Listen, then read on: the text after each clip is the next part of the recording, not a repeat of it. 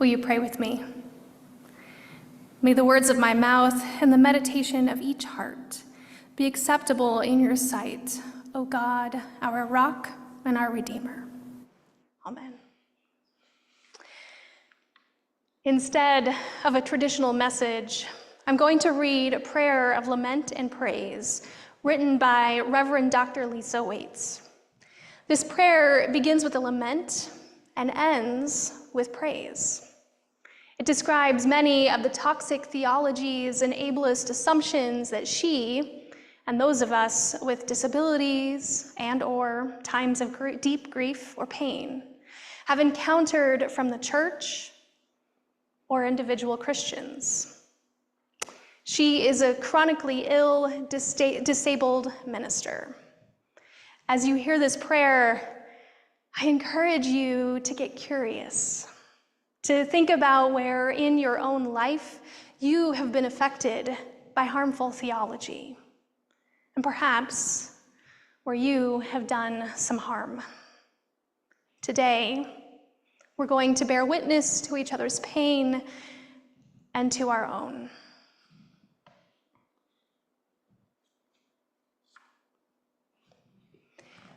You've got a lot of different names, God. And to be honest, some of them make me angry. For example, in the Old Testament, you call yourself the Lord who heals. Your disciples amplified that idea in the New Testament.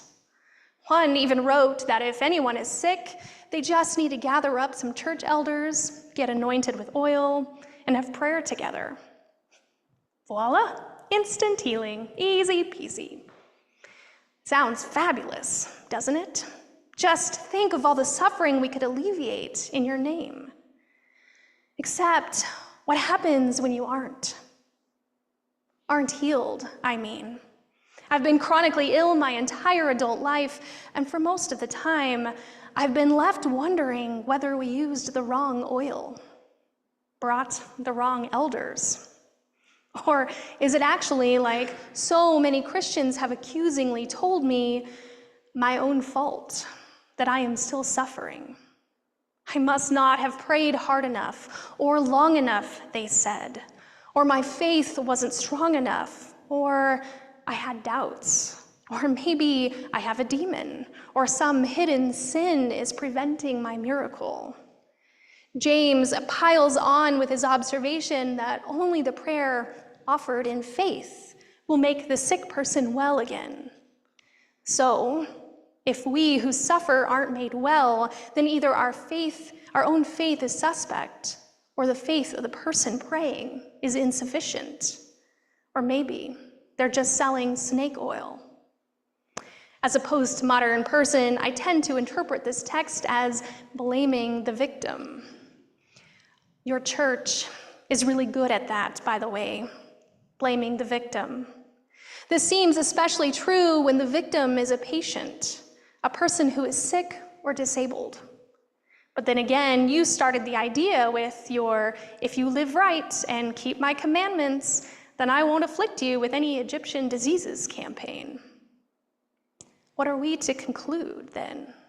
Those of us who are diseased, we didn't live right?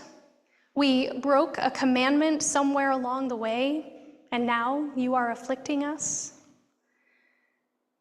That seems harsh, especially for you, the God of unconditional love and unending grace. Faith plus righteous living equals health and divine blessing. This isn't an equation I'm fond of. I'm sure that my displeasure doesn't surprise you, since that particular equation has never worked for me, no matter how righteously I've tried to live or how fervently I've believed. I've prayerfully complained about this countless times before. The words of Psalm 31 leap to my mind.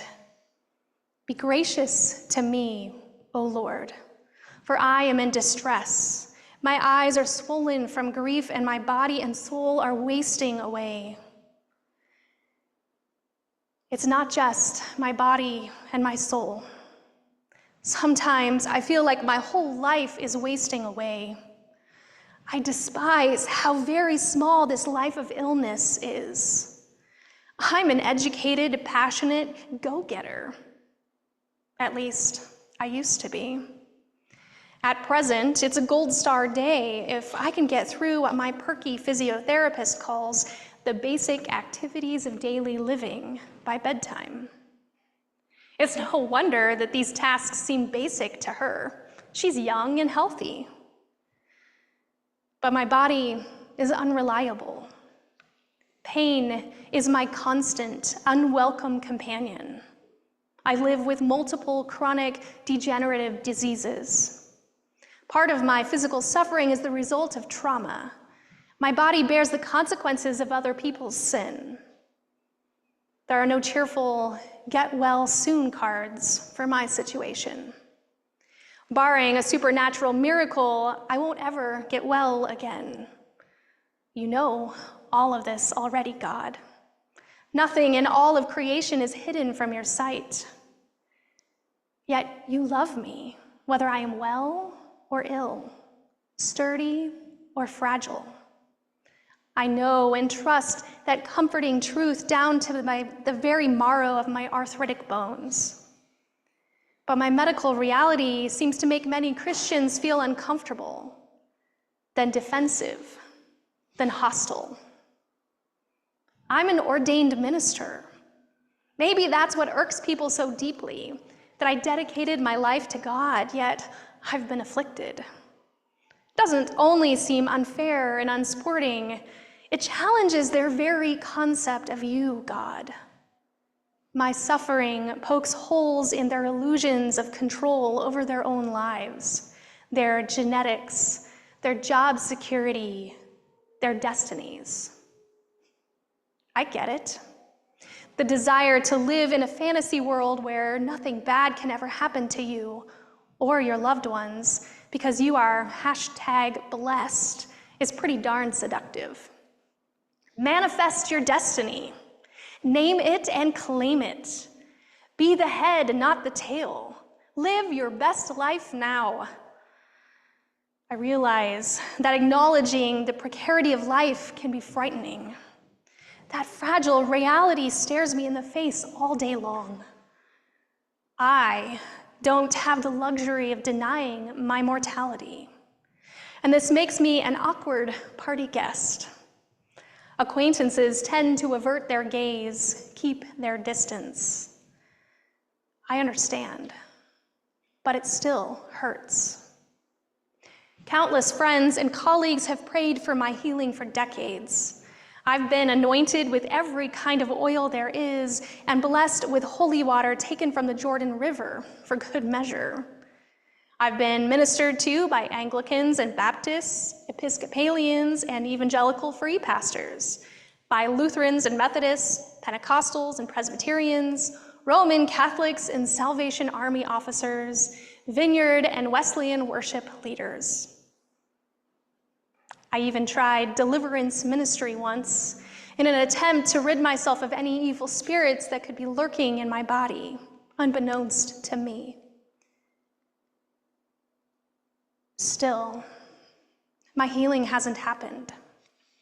So I cry out to you in prayer again today. I dedicate my wounded body, my broken life to you again today. May my brokenness open me more deeply to your love. It seems like a radical act of resistance to not be busy, to not have a congregation, to have and to spend so much time with you. People don't like it. Maybe that's my purpose, my place in your body. Maybe my existence as a seriously ill but still youngish minister bears witness to the hypocrisies and heresies of your church. Maybe I'm an exemplar of innocent suffering. Maybe your chronically ill and disabled servants have wisdom to share with the shiny, happy, healthy people about the margins of life and faith. I know that I'm not on this planet solely to be ministered to, Nor am I a convenient source of inspiration porn to make the able-bodied majority feel momentarily grateful that they aren't like that sinner. The psalmist reminds me to be strong and let my heart take courage. I think I'm strong, but this kind of strength is mediated through weakness. I think my heart is courageous, but my kind of courage is intertwined with vulnerability. My lived reality is one of biological fragility, undergirded by spiritual tenacity. I do see that there are gifts and graces along this journey of illness, God, and deeper intimacy with you is certainly one of them. Being chronically ill isn't only a life of losses and lamentations.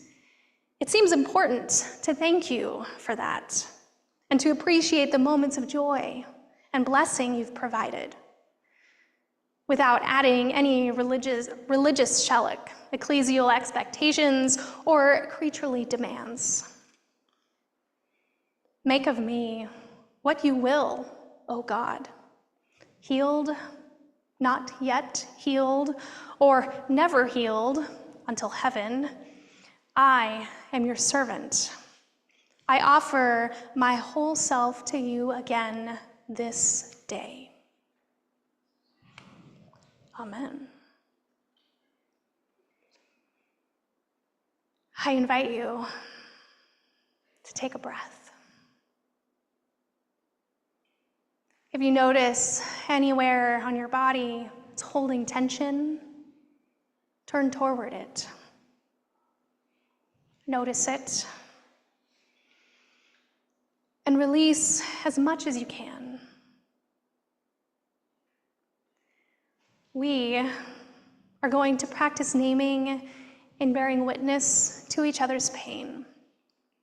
This is a prayer based on Psalm 88 that we've used before. I invite you to repeat after me. O God of our salvation, when at night we cry out in your presence, let our prayers come before you. Incline your ear to our cries. Our souls are full of trouble. We name the pain we carry.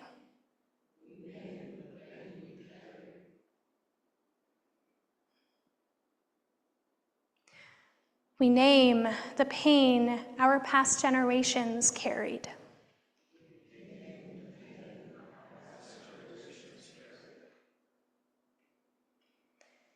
We name the pains of change.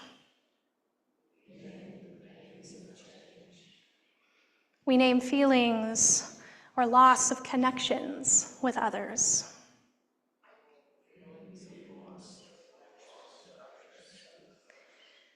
We name systemic injustices. O God, we cry out to you. And in this, we bear witness to each other's pain.